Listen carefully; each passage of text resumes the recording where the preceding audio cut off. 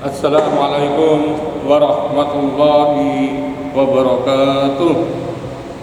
Alhamdulillah, alhamdulillahi rabbil alamin. Wassalatu wassalamu ala asrafil anbiya wal mursalin Muhammadin wa ala alihi wa sahbihi ajma'in. Amma ba'du. Faqala ta'ala fi kitabil karim, a'udzu billahi minasy syaithanir rajim. Ya ayyuhalladzina amanu kutiba alaikumus syiyam kama kutiba alal ladzina min qablikum la'allakum tattaqun. Wa qala an-nabi sallallahu alaihi wasallam, zakatul fitr utayatul shaim binar tarwi war rafat wa ta'matul lil masakin man adda qalba salatu wa zakatul maqbulah wa man adda ba'da salata fa hiya sadaqatul min sadaqah. Saudara pemirsa yang selalu dirahmati oleh Allah, alhamdulillah kita panjatkan puji syukur kepada Allah Subhanahu wa taala. Kita sudah 25 hari melaksanakan ibadah puasa di bulan Ramadan. Mudah-mudahan ibadah kita ini, baik apa yang dilakukan oleh kita, salat dan sebagainya, diterima oleh Allah Subhanahu wa taala. Saudara jemaah bahagia, pada kesempatan yang berbahagia ini saya akan menyampaikan salah satu kewajiban akhir daripada bulan Ramadan, yaitu yang berupa zakat. Zakat yang saya pilih adalah zakatul fitr. Tujuan daripada zakatul fitr ini yang wajib dilaksanakan oleh semua umat muslim yang melaksanakan ibadah puasa, dengan tujuan hikmah dari zakat fitrah ini adalah untuk menimbulkan kasih sayang dengan orang miskin, yaitu mencukupi mereka. Jangan sampai ada yang meminta-minta pada hari itu. Yang kedua, memberikan rasa sukacita kepada orang miskin mereka agar dapat merasakan kegembiraan juga pada hari raya ini. Dan yang ketiga adalah membersihkan kesalahan kita di dalam melaksanakan ibadah puasa Ramadan, baik disengaja atau tidak, daripada perkataan yang kita keluarkan, kata-kata kotor, merasani dan lain sebagainya. Makanya kita diwajibkan untuk mengeluarkan zakat fitrah. Ini sebagaimana hadis yang dibawakan oleh Ibnu Abbas, Rasulullah sallallahu alaihi wasallam berkata, farada Rasulullah sallallahu alaihi wasallam zakatul fitr tutahhira lis-shaim minal warri wal rasad wal ta'matul masakin.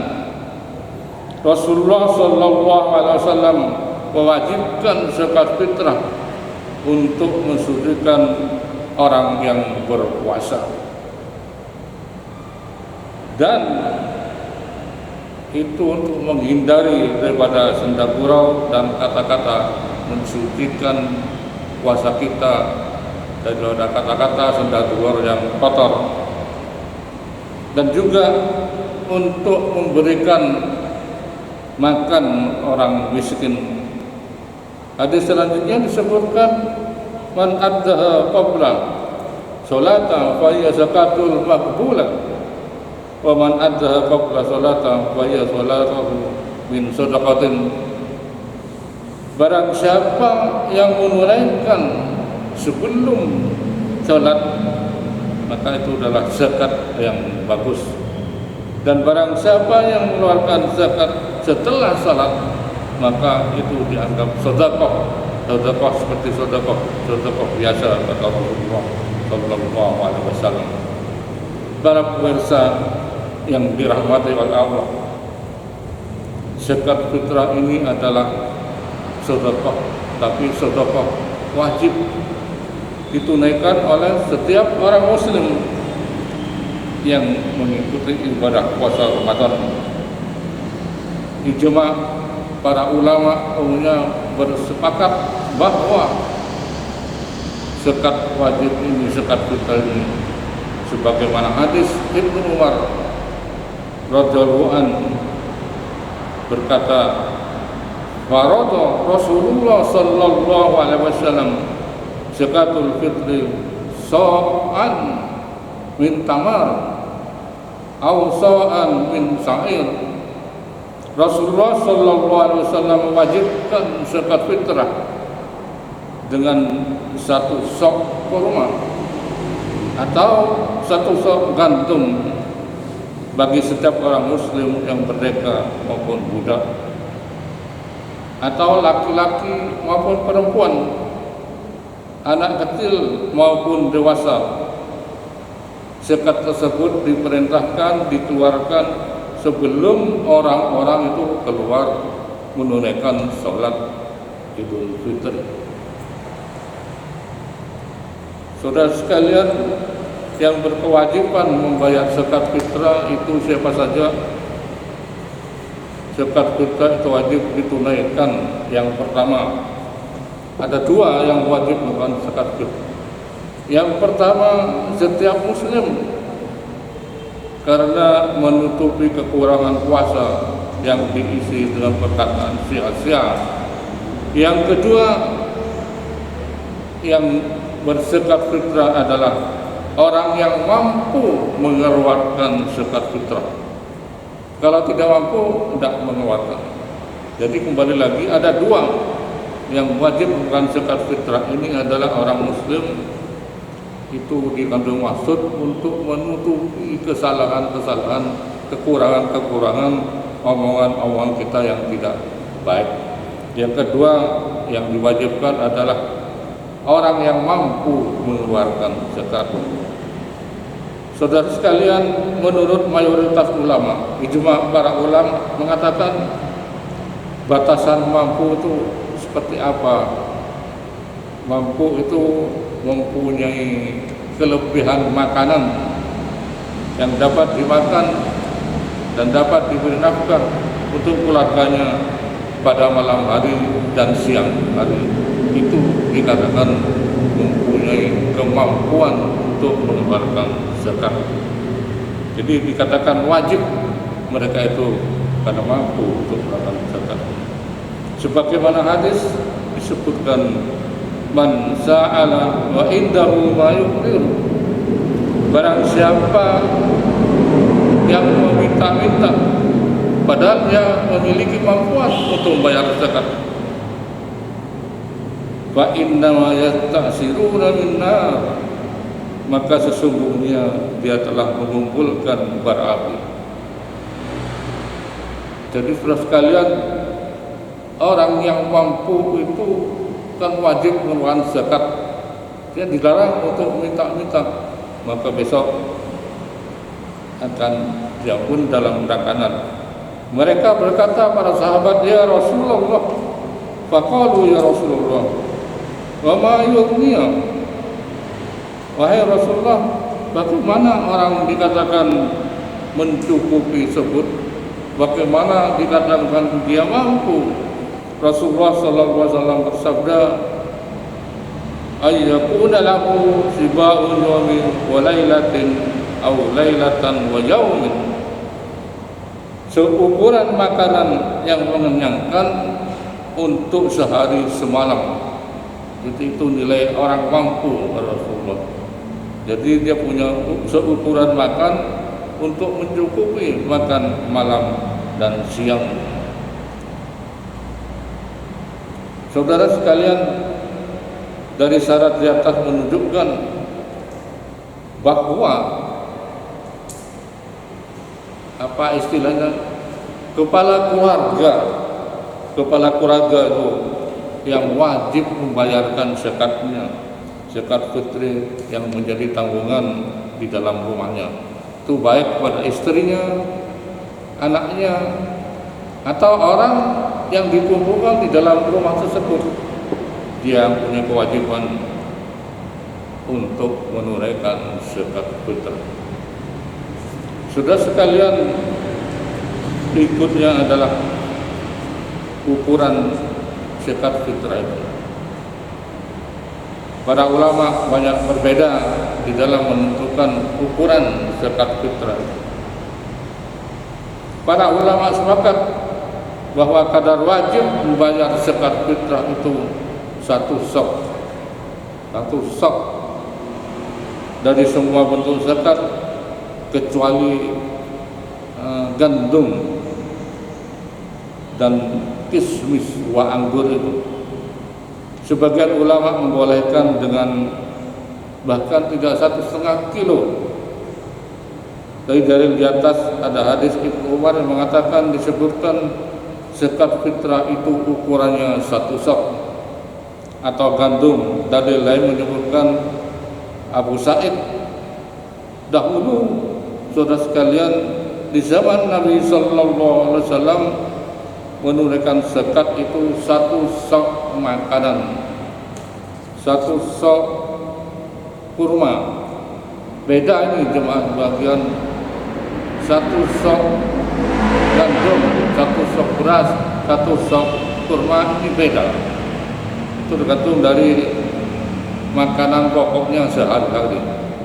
Sebab kalau kita perhatikan 1 kilo beras itu harganya paling bagus ya 15.000. Tapi kalau kurma satu soknya itu bisa anggap yang paling murah 40 atau 50. Ada yang bisa 100.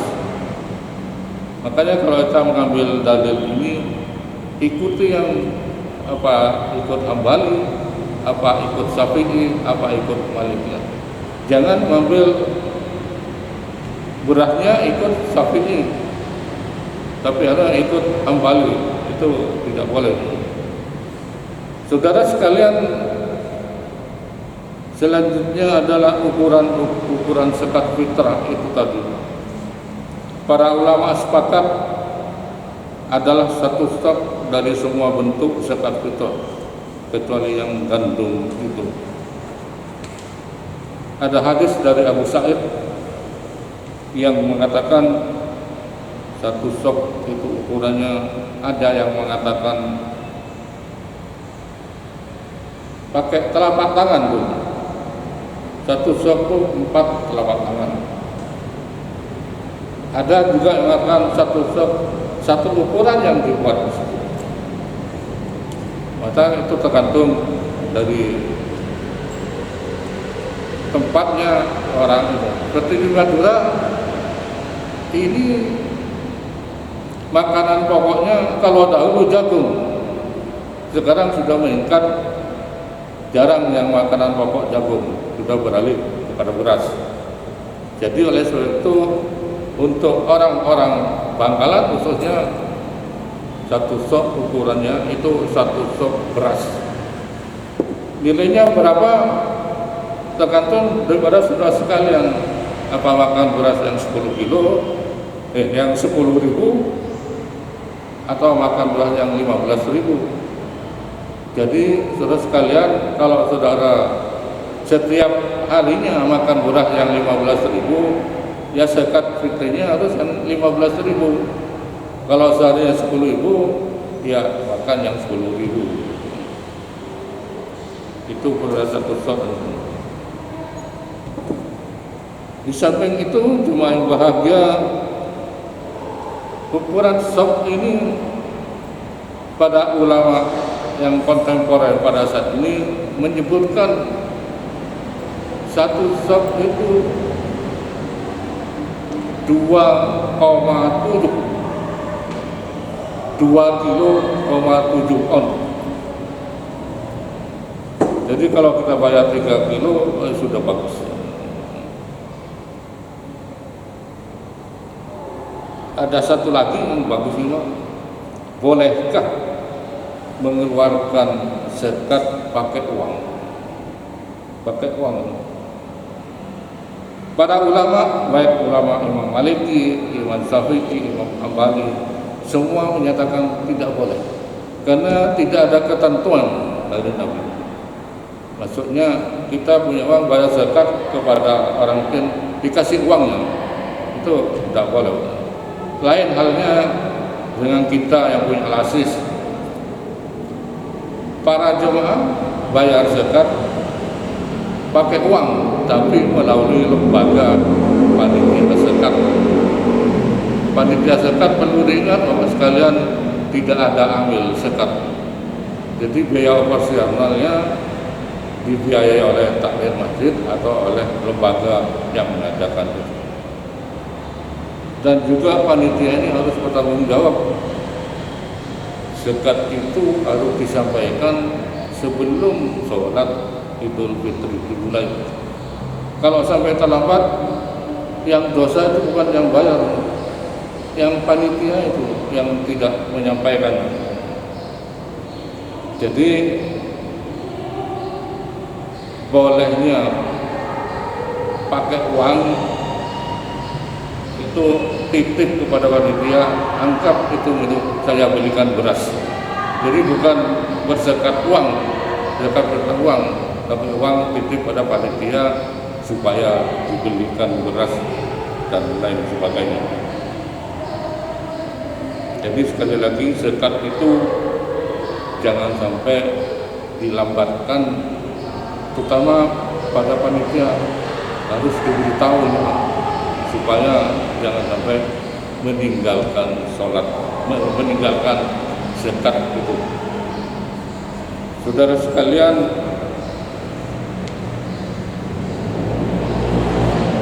hal-hal mari kita laksanakan, mari kita amalkan pembayaran zakat ini sesuai dengan waktu yang kita tentukan, sesuai dengan kemampuan, sesuai dengan makanan pokok kita sehari-hari. Oleh sebab itu jangan sampai terlambat setelah sholat. Kalau setelah sholat itu namanya zakat biasa. Jadi teman-teman kita kalau itu, saya kira itu yang penting kami sampaikan dalam masalah zakat fitrah ini. Mudah-mudahan ini dapat dilaksanakan oleh kita semua, dan marilah kita marilah kita amalkan zakat ini sesuai dengan ketentuan yang telah ditentukan oleh Rasulullah SAW, dan di kitab-kitab himpunan majelis taklim ada itu taklim 1, taklim 2 menjadi bahan pertimbangan kita. Nasrul minallah. Wassalamualaikum warahmatullahi wabarakatuh.